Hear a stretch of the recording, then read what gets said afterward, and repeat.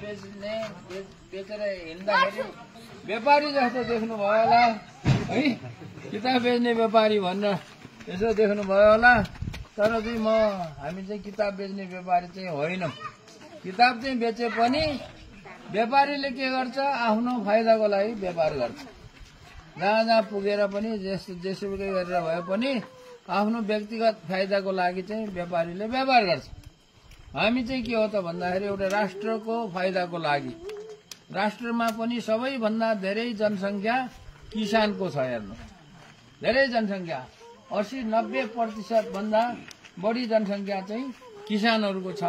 अब त्यो किसानहरू भनेको फेरि नेपालको ठुलो किसान होइन, सानो सानो अलिअलि जग्गामा खेतीपाती गरेर आफ्नो परिवार चाहिँ के अरे परिवार धान्ने, त्यसको लागि त्यस्तो सानो किसानहरूलाई सहयोग गर्न सकिन्छ कि भन्ने उद्देश्यले चाहिँ यो अभियान चालेको हो।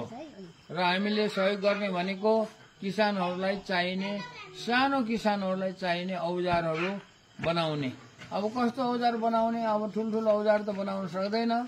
अहिले हामीले गर्न खोजेको कुरा के हो भने सानो किसानहरूको लागि चाहिने बाली लगाउने औजारहरू, धान लगाउने, मकै लगाउने, कोदो रोप्ने औजारहरू, आलु रोप्ने औजारहरू, तरकारी रोप्ने औजारहरू, यस्ता औजारहरू र त्यो बालीलाई चाहिँ गोडमेल गर्ने औजारहरू र बाली पाकिसकेपछि काट्ने, झार्ने, खन्ने, अब भनौँ न झार्ने, सुकाउने जस्ता औजारहरू चाहिँ हामीले अहिले बनाउँदैछौँ, सुरु गरिसकेका छौँ। यही किताब बेचेर आएको पैसाले वीरगञ्जमा चाहिँ एउटा कारखाना छ, तपाईँहरूलाई पनि थाहा छ होला। अलि पुरानो मान्छेहरूलाई थाहा छ, नयाँ मान्छेलाई पटक्कै थाहा छैन, किनभने यो त धेरै पुरानो कारखाना हो। नयाँ मान्छेहरूलाई त थाहा छैन, किनभने यो कारखाना बन्द भएको पनि 30 वर्ष भइसक्यो।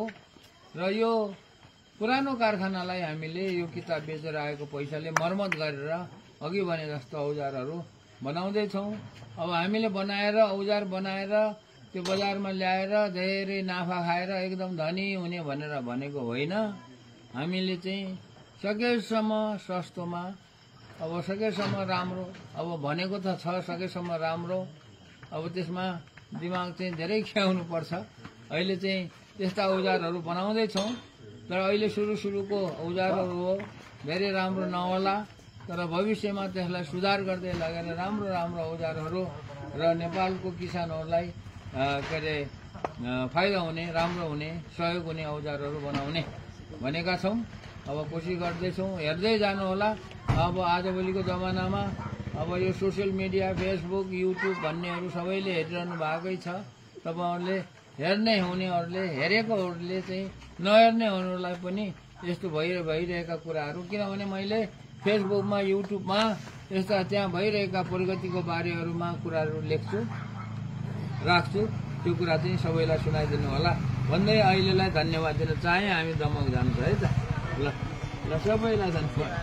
ल ठिकै छ। अहिले तपाईँहरू कोही कुनै काम विशेषले वीरगञ्जतिर जानुभयो भने त्यो भाटबटिनी भन्ने ठाउँको अगाडि चाहिँ के अरे कारखाना छ, त्यहाँ जहिले बसेनी हुन्छ। अनि अर्को कुरा, यतातिर कोही सिप भएको मान्छेहरू हुनुहुन्छ भने है, सिप भएको पहिला कोही देश विदेशमा कारखानामा काम गरेको सिप भएको मान्छेहरू यो त गाउँघरमा आएर त्यसै बसिरहनु भएको छ, यसो कारखानामा गएर काम गर्ने इच्छा छ भने सिप भएको मान्छेले त्यहाँ गएर काम गर्न पाउँछ। त्यसको लागि सम्पर्क गर्नु होला। ल धन्यवाद।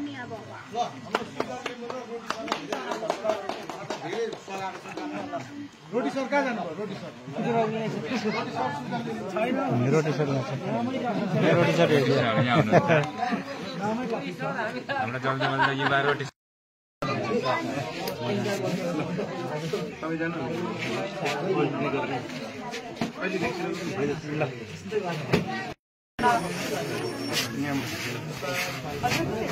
कसै इच्छुकहरूले सौजन्य किनिराख्नु भयो नि हुन्छ है, किनेर पढ्न नभ्याउने नसक्नेहरूको लागि।